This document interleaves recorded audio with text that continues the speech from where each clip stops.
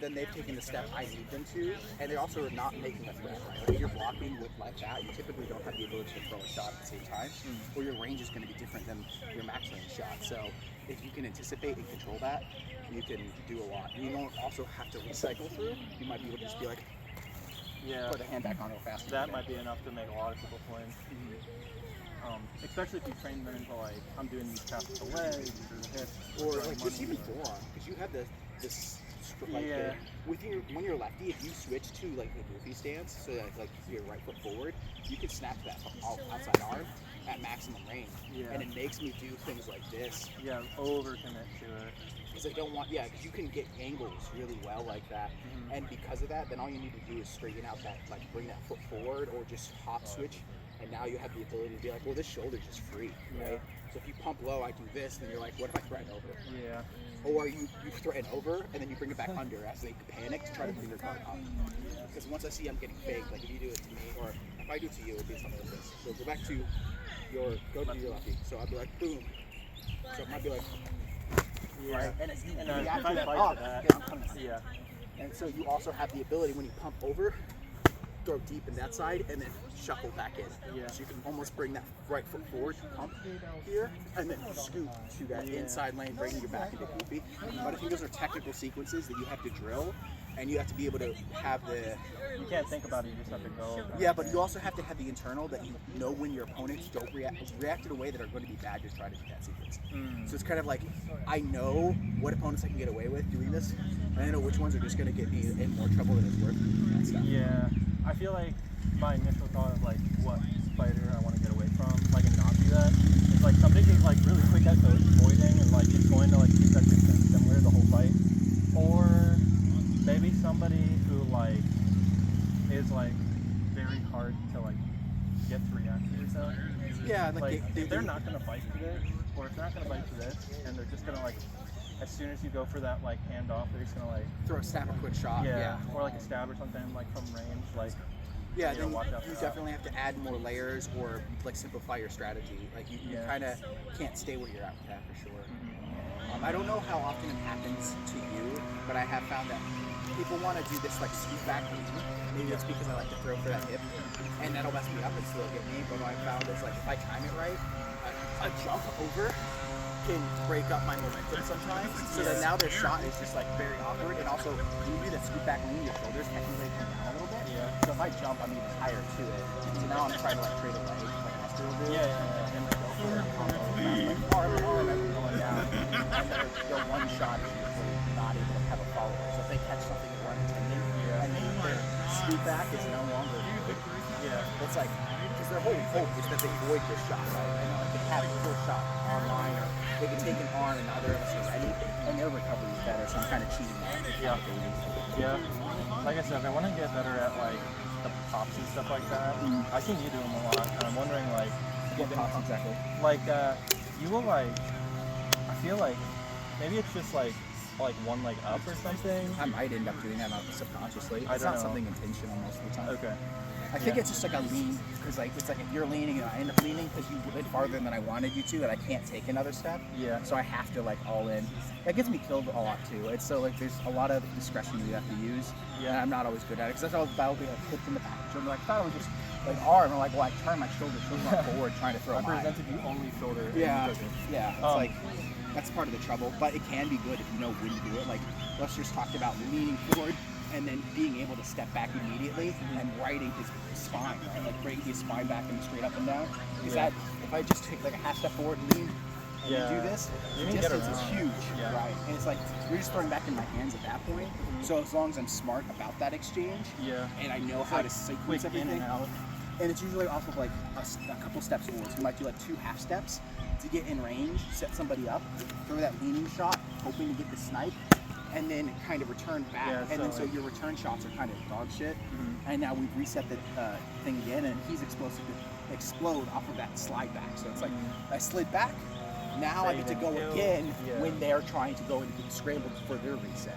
So it's like that in out kind of real fast. I feel like I've seen Dozer do it a lot, where like he's more of like quicker, like more, I don't know, like measured steps, like close guards, and then like the like reactionary stuff is kind of like always like arms out. Yes, he believed a lot in projecting his cards. Yeah. So he would try to do like smash B stuff. So if you go and throw my arm here, then he would try to go and counter you with these. Yeah. And so even if this gets blocked, I can't be pump faked, right? Yeah. So if you pump fake for that, he would also like throw that. And so when you're trying to switch lanes, the shot's coming in, and then he could just curl his guard up if you try to go to the other shoulder. Yeah. And so if he denies all of that, or if he needs to track down, then he can, but he's also able to switch his foot. So you can get this hip out of the fight, so it's like that low shot's not going to be very consistent. This high shot is already blocked in that shoulder lane that you're trying to swap to. I put my sword in the way, so if you try to go over, it's pop. And then reset the fight from there if he needs to, and he would just never try to do anything risky, like never all in, always try to like pick you apart sort of thing. I think there's a strategy there with also the quicker like engagements and stuff, but I need to explore a little bit more. I really like the projected guard, but like I don't think I can do it with my right hand on top. A little bit too weak right now to like be able to do the flourishes and the quicker like guards and stuff like that. Yeah, but we'll do what works for you, right? You just have to figure out where that lies.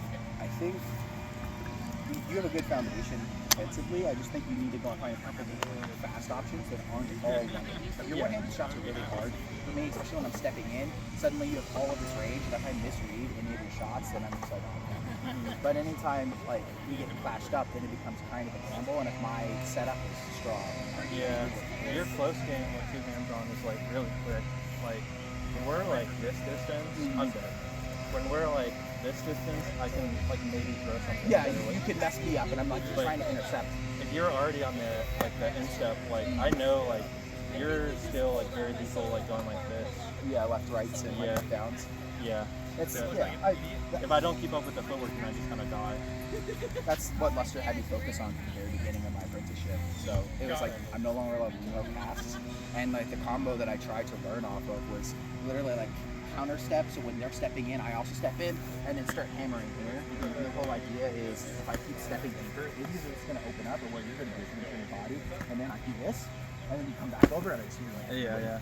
And so like that becomes a foundation where anytime I can stuff a shot and get into that position, I'm fine to grind because I'm just trying to joke. It's kind of like my weapon is shorter, or I'm more comfortable here than you are. Yeah. And if you step back, now we're back in yellow range, but I'll usually be the one aggressing. Yeah, you're still going. So I can just easily, you step back fully, and I'm like pump, yeah, and then get something out of it because you went back with a block. Yeah, you wanted to leave, like, speaking to me, you wanted to leave in there, but you kept the fight going the whole time. Yeah. Did I see the sword? Yeah. I think they're very similar. Yeah. It might be a slightly different rating, but like more handle here, but well, it's halved. Or yeah. But so handled can be. Yeah, I typically try to keep my hands a little close when I can. I think it's usually a mistake when I do that because that's where I'll start missing shots. If it's such a short red, at least for me personally, I think I'm better off keeping my hands close because I don't need as much coverage to throw shots, so I'd rather have range. Yeah. Because that's the biggest weakness where like I don't often feel like I get a lot. What's on there? It was just like something okay. But yeah, I just little things like that. But I think if you could find, like, look at Datson's a good comparison to the way he uses his visual game. You could absolutely do that and then bring it into probably like the Lester style. You do have the ability to go in and like throw good combinations, just figuring out like what works. So I think you're solid defensively, and then if you're trying to pick up like some of Bacon's tricks, I think you could also do that because that's a good way to keep people honest always. Like, if we're at neutral, I'm not going to let you throw a fake because I just have this huge threat that you have to then walk through. That's why, I don't know. Is that still rolling? Yeah.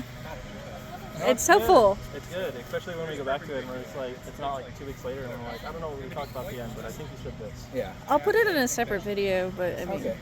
But yeah, I definitely think like fighting you, Bacon, it reminds me of walking through fire. I'm always like, I have to be prepared to like run through a fucking like, this is gonna be dicey. Like, I make any mistake, I'm definitely getting caught. That could be a cool trial name for you. Like, become a blade master. Trial walk of fire. It's shit where she's up Yeah, there, because like, all right, where are you choosing? Yeah, I don't fucking it's know. a hard mix-up, and it's done at range. Yeah. So it's like, if you choose to back off, it's like, well, cool, I got nothing from this, and Bacon just got to sit there like doing cool poses. Huh? Did you see my comment on Brotherhood where I said bacon and Rage's combos are really easy to die to, and that's I don't know how else to describe it besides that. I was toiling about it for like an hour. Like, how do you say like I die to it a lot? I die to it a lot. Yeah. Hard to block. Hard to block. Difficult to defend. Yeah, difficult to defend. Ugh. These guys. You guys should spar. Right?